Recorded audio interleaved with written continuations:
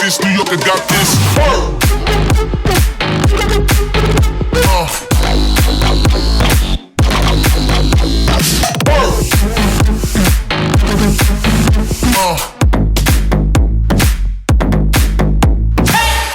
What's happening, guys? Early morning, it's Saturday. Meeting up with James in about a few minutes. He's bringing down his Supra.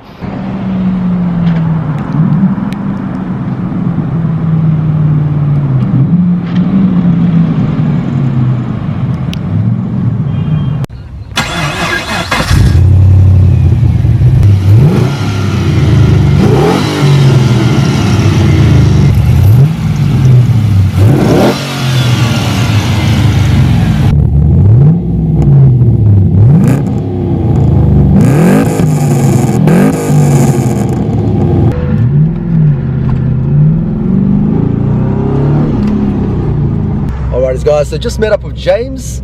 He's in his wild Toyota Supra. There's a little surprise on the day. I don't know if you guys can hear it. Yeah, that's definitely not a 2JZ, mate. What have you got under there, mate? 6.2 litre, the LS3. So same they're running in the new VFSS. That's insane. They also run it back in the C6 Corvette as well. That's insane, man. Yeah. That's something different. I personally don't even know one other Supra in Melbourne that has this. Yeah. So when I saw it, I was just like, I have to get a video. Yeah. A view on the channel, man. That's good fun. Oh, mate, it already feels insane. Yeah, because there's a few others down here, but they mainly just track them. But with my one, I wanted to make it like a full road car, so I went through all the engineering and everything like that. Yeah. So don't have to worry about cops or anything if we ever put up. That's awesome, man. Let's start from the start. LS1, LS2, LS3, which one is it? The LS3. LS3? Yeah. Shit. Brand new, second hand? Brand new off the shelf. Before that it was the L98 though. Nice. That was out of the VESS. That ended up going after about 4,000, I think it was about 4,000 Ks of bottom end bearing weight. What was the car originally? Was it a non-turbo Supra or was it? Yeah, non-turbo auto. Yep. And then it was converted to twin-turbo 6-speed manual. Yeah. With the larger diff as well. Oh, there you go. Like dragging and stuff like that. But I mainly just go around the twists and everything like that. So yeah. Want to download torque, instant power, throttle response. Oh, 1 second, mate. Oh shit. Holy crap, man, that pulls. Yeah, it's not too bad. That's got torque. Yeah. And that wasn't even like 2,000 RPM. Yeah, if you shift it like 4 or 5 grand, like it's enough anyway. Yeah.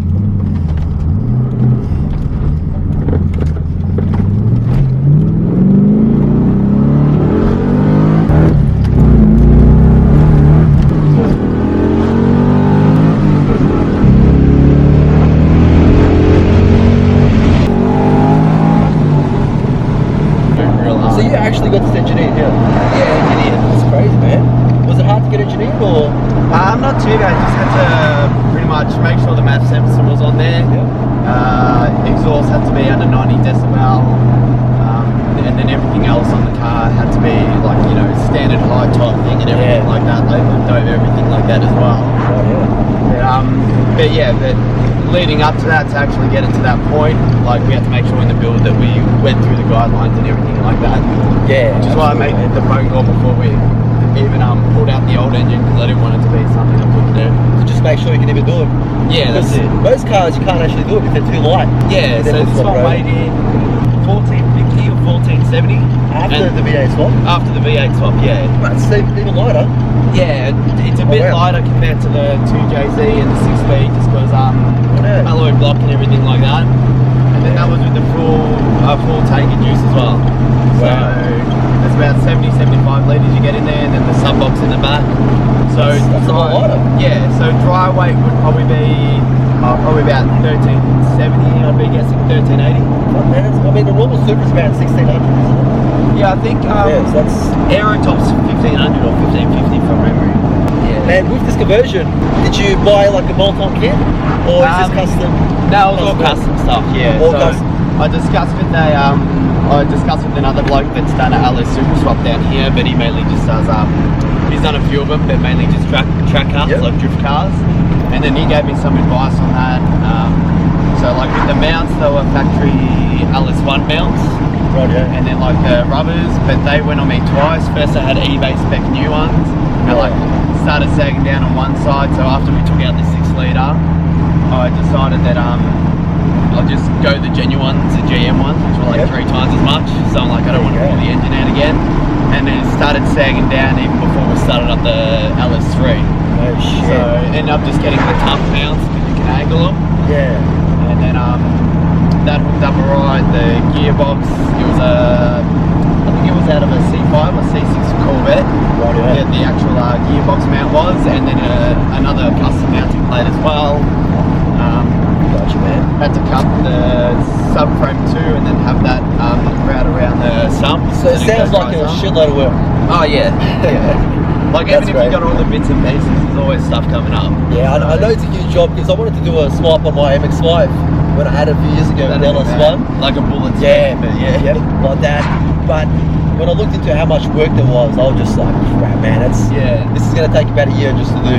Yeah, no. There's so many little things you have to do. Oh yeah, it's a huge list. And you can shut the engine in real quick, but then all the electronics and, making it work. Mate, everything else. Yeah. Big question is, do you snap necks when you're driving? I'm sure that everyone stops you. Mate, like a lot of car guys, like straight away they know it's like an LS.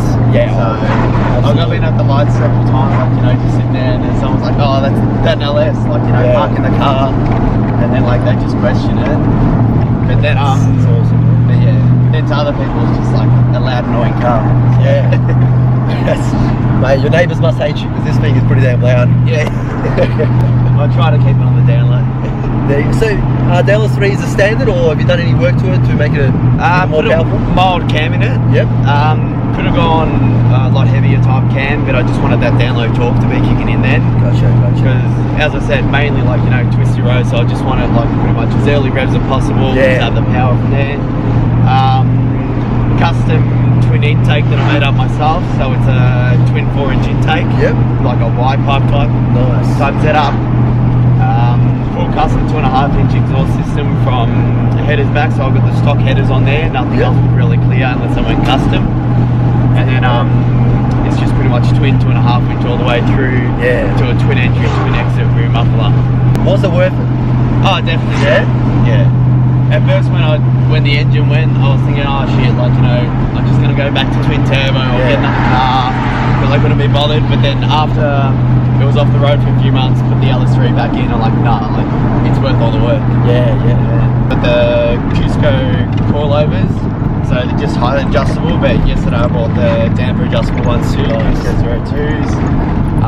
White line sway bars front and rear. Yep. I got the twin turbo brakes put on it from a few owners ago. It was running just the NA brakes beforehand. So upgraded the pads. Yeah, 4-piston front, 2-piston rear. Yeah, they're really good.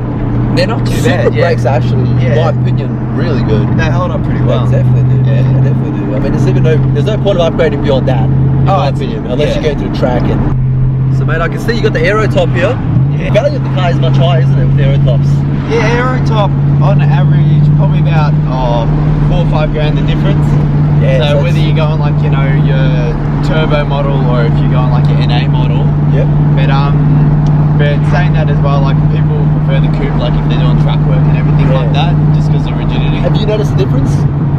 Not a huge amount of difference, nah. Because I've owned a few coupes in the past and one other aero top. Yeah. But it's not a huge amount of difference that like you're gonna tell unless you're really heavy into track work and stuff like that. Yeah, that's like if you got the roof on, like I can't really tell at all. And then if you got the roof off, you can tell a bit. Like it's a little bit more sloppy. But then once you upgrade your sway bars and suspension, like it's not really that bad. Yeah, because just like you were saying, this roof actually bolts on. So I'll just show you guys quickly.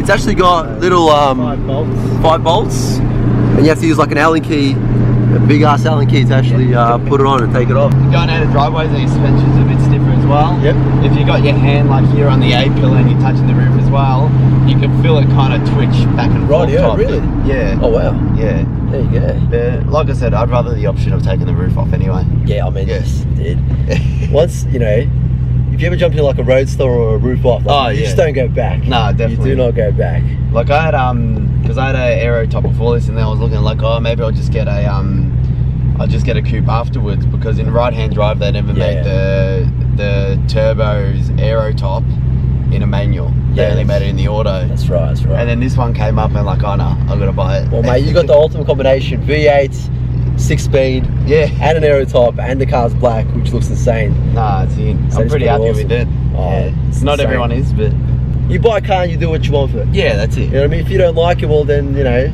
Yeah. You know, I just don't get it when people complain about this shit. Oh, hold on.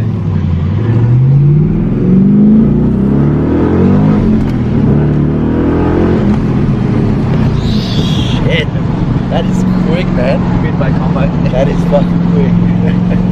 No joke about it. Wheels and tyres, what have you got there? Yeah, Volk GTN wheels, they're 2-piece. Yep. 9-inch at front, 10-inch at rear. Tyres, it was Federal RSRs all round, but I recently replaced the rears, so ended up going the Hankook RS3s. Gotcha, which man. I'm going to change the front soon so it matches it. It's got a lot, you can get a thicker sidewall option, so I like that as well. So what's the size on the back ones? They look pretty wide. Back one's 285. 285? Yeah. Man, really good fit, man. Yeah, well, that's perfect. Yeah, because a lot of spot on. Like a few of my friends and stuff, like they like it a little bit more out, but I just like it tucked in a bit and just behind. And doesn't rub at all? No, just rub like that? at all. Yeah, nice, man. That good. That's pretty sweet. I was a bit worried because of fatter sidewall, but it's all good. Yeah. So what's next? Any big plans? Are you gonna put more power, or maybe a turbo, supercharge it, or? It would be good in the long run. I would like to do like a top mount charger. Yep. But with the chargers being pretty much worth as much as the engine, more of a financial thing that I'm putting it off for. Yeah, I mean, you've already probably spent a ton. Well, how much have you spent, if you don't mind me asking, to actually do that conversion? What did it cost you, including the engine? Oh shit, including the engine. I think you said the engine was 7? Engine was 7 grand?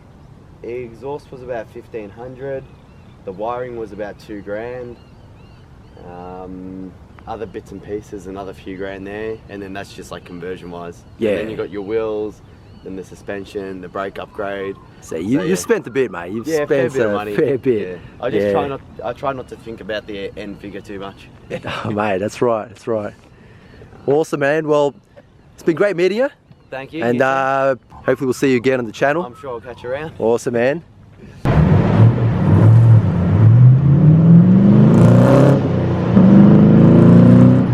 Wow, what an amazing Supra. That was some different shit. I absolutely loved it. But that's it for today's episode. Be sure to subscribe and like to watch the next one. So yeah, guys, thanks for watching. See you in the next video.